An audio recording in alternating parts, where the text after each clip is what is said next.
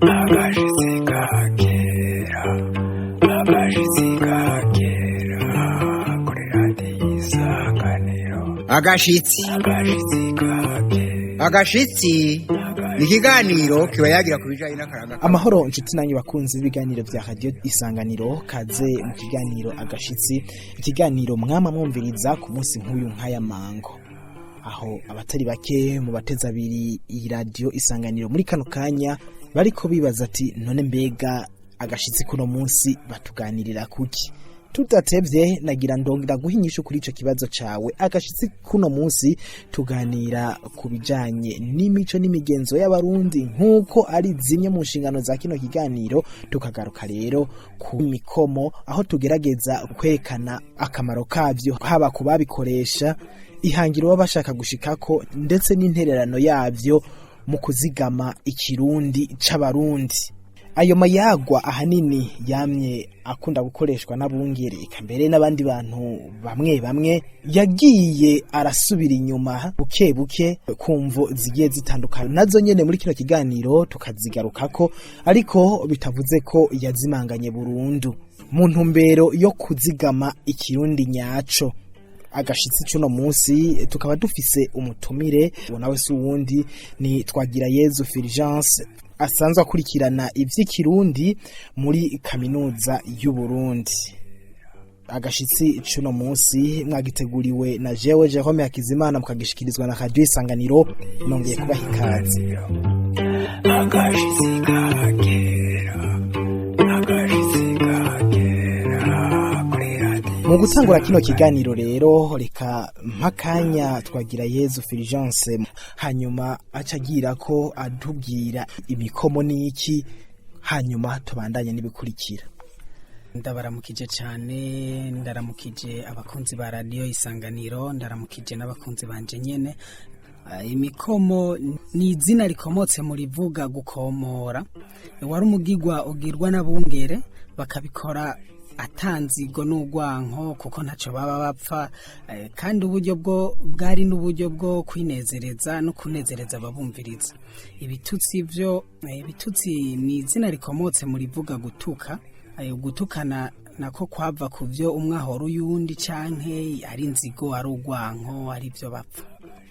None nyene iyo umuntu ariko aravuga imikomo bigenda gute? Hariho inyifato, hariho amajambo ntibagirwa canke ntasigara inyuma kugira ngo umukomo umuntu avuga ati iwakomowe neza? Ego cyane, abakomorana baba bafise inyifato yabo ibaranga.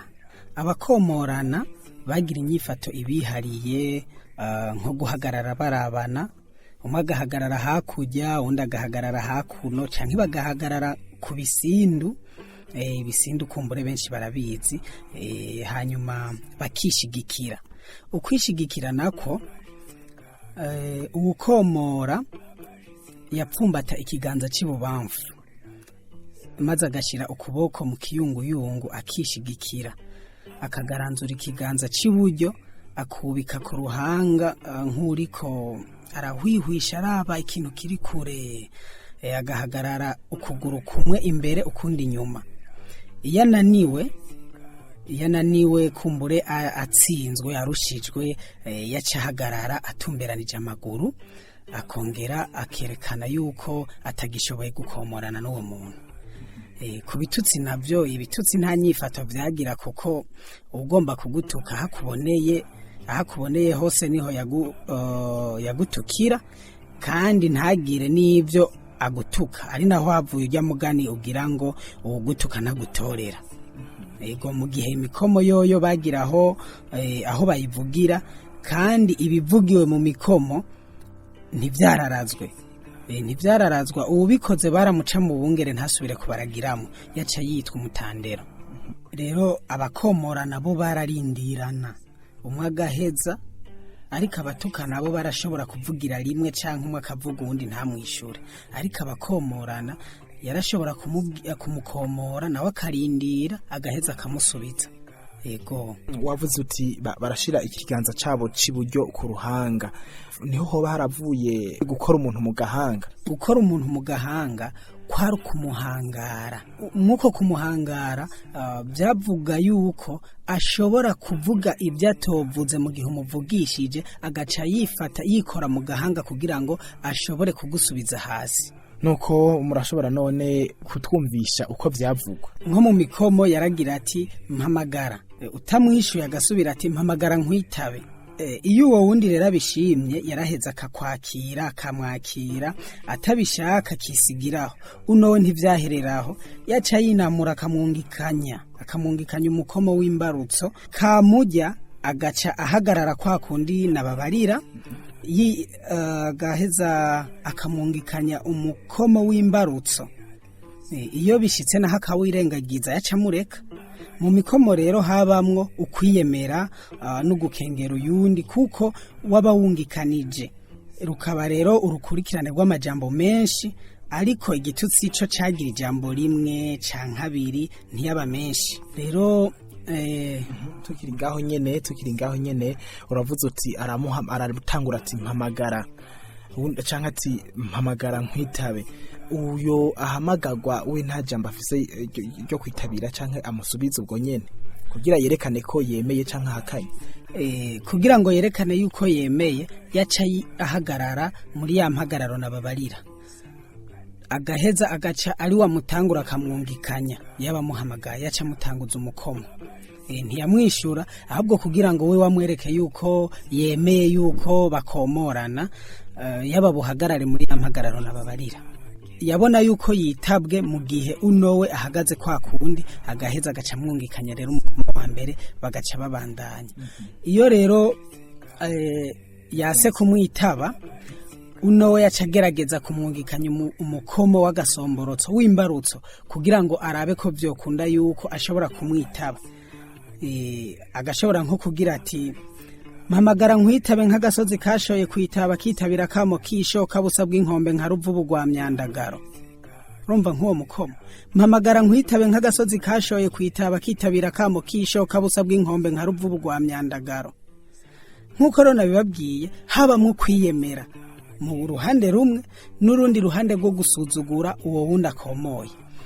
Urumva yuko we nyene yiyemeye, yigereranije n'agasozi kashoye kabaye karekare ingene kitabira akamo kishoka. Murazi y'umuntu ariko arasaturira hakurya ingene wumva yuko bisamiranira ku kandi gasozi. Rero nawe ariyemeye yuko niyamwitaba aza gusamirana mukomora kumwe yashoka isamirana ku gasozi, aca yongera aramusuzugura amubwira ngo amubwira ati busa bw'inkombe nka Ruvubu rwa Myandagaro. Ruvubu rwa Myandagaro uruzi rwitwa Ruvubu benshi bararuzi. Muri Myandagaro haba ari muci aho inzuzi ziba zakamye, ruba rufise inkombe nini. Mwico gihe aciye amugereranya ko afise inkuki ingana n'inkombe ya Ruvubu nk'uko kwezi, aho uruzi ruba amazi aba yakamye rufise inkombe nini. Umva yuko aba yamusuzuguye cyane. Aho rero yumvise kamuriye agaca ahagarara kwa kundi kugira ngo babace babandanye. Ego canke agaheza naho nyene akisigiraho. Iyo rero yamukomoje uwo mukomo w'imbarutso akabona ntamwishuye, yaraheza agaca byihoza, yarabona yuko atabikeneye.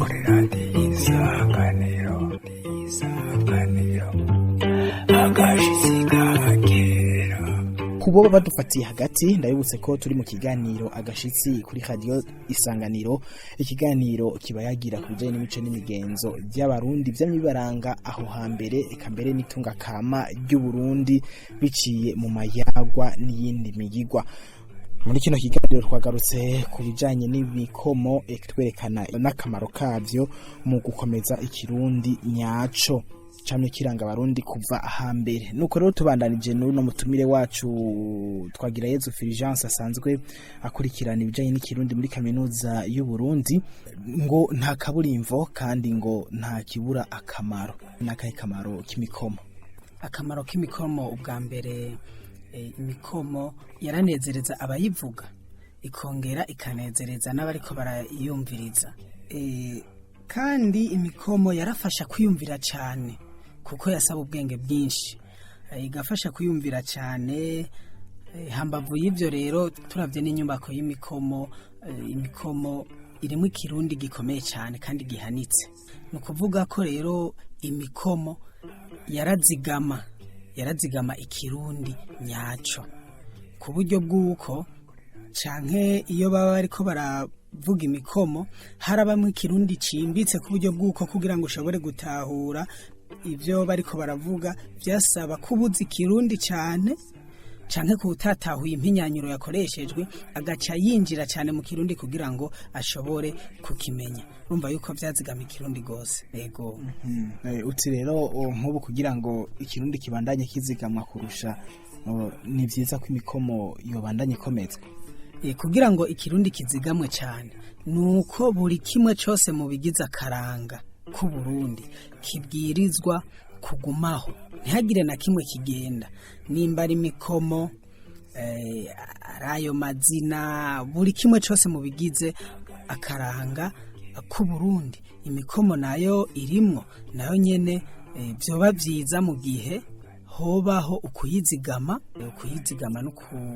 no kuyivuga kugira ngo bitume umuntu aguma yumvira cyane, kandi kakanovera kari muri yo nako nyene tukagumane, kagume mu kirundi cacu. Mu mayagwa y'ikirundi ntivyagiye bigaragara cyane ibijanye n'imikomo, kumbure kubera imvo kanaka, nibaza ko ari imvo nyabaki. Vyogenda gute uko muvuga muti bigumeho, vyogumaho biciye mu nzira izihe? Impamvu imikomo itagiye iragaragara cyane, murazi yuko Uburundi hariho ibihe bwaciyemo cyo kimwe n'ibindi bihugu, ibihe byo gucurwa bufuni na buhoro. Ivyo navyo byaragize uruhara rukomeye cyane mu kugira ngo imico imwe igende irasubira inyuma. Ego, mu gihe Uburundi bwari buriko buracurwa bufuni na buhoro n'abakava amahanga, murazi yuko ubwa mbere ni nabo baje batwigisha ijambo ry'Imana, kandi ni nabo baciye bafata iya mbere mu kugira uburonzi mu bijanye n'amayagwa, mu mico n'imigenzo vy'ikirundi. Bamaze kwinjira mu ico gikorwa cyo kugira uburonzi mu mayagwa, ari nabo basanzwe bigisha ijambo ry'Imana, barabonye yuko kugira ngo bashobore gushira mu mayagwa mu ndinganizo kanaka, bashiremwo imikomo mu gihe bariko bigisha ijambo ry'Imana, abantu bababwira yuko kizira gutukana, waca umengo bagaragaje yuko babishigikiye. Bica bituma rero bokuramwo ibintu bimwe kugira ngo ntibiberekane nabi mu bo bariko barigisha ijambo ry'Imana, kuko bariko barabigisha ijambo ry'Imana babuza gutukana, ariko bavuza imikomo bigaca bigaragara kumenga abo batukanye. Go none kubw'ivyo rero ubu hokorwa iki? Tubihebe canke bibandanye bikorwa, ko na cyane ko abarundi ari twe dufata ingingo kuri iki canke kiriya kijanye n'imico n'imigenzo vyacu? Ku bijanye n'imico n'imigenzo vyacu ababishizeho n'abasokuru bacu. Muri make rero uri kuraraba aho ikirundi kigeze, nk'umwana w'uno munsi ikirundi avuga ntaho gisa gisana n'umwana yoba yarabayeho nko ku ntwaro ya cami canke nko mu kinjana nk'ica 15. Ikirundi kivugwa n'abo bantu babiri kiratandukanye. Niyo mpamvu rero uri kuraraba urabona yuko n'urugwaruka bw'uno munsi ntigwitayeho cyane ikirundi, za mpinyanyuro ntirubimenya. Urugwaruka bw'uno munsi ntirumenya ngo umuntu avuze uku azoba agombye kuvuga uku. Bigaca bigaragara rero yuko twari dukwiye kuzigama ino mico kugira ngo tuzoze turayihanahana urunganwe ku rundi, ku buryo bw'uko umwana wese azovuka asanga hiyi mvugo imeze uku, azogerageza kurondera icisigura, acamenya ca kirundi co kwitsitso ingene kivugwa n'icarico, kugira ngo nawe ashobore kubaho azi ikirundi nyaco. Nuko twagira Yezu Fulgence, ndagukengurukire kuri kano kanya waduhaye. Ego menda bakengurukiye, namwe ndakengurukiye n'abakunzi b'iki kiganiro agashitsi. Murakoze cyane. Murakoze kandi namwe mwese mwari mugiteza abiri ikiganiro cuno munsi, mwagiteguriwe nanje Jehome Hakizimana, mugishikirizwa na radio Isanganiro. Ndabikebanure duhana isango ku wundi munsi. Agashitsi ikiganiro kiba yagira ku bijanye n'akaranga k'abarundi. agashitsi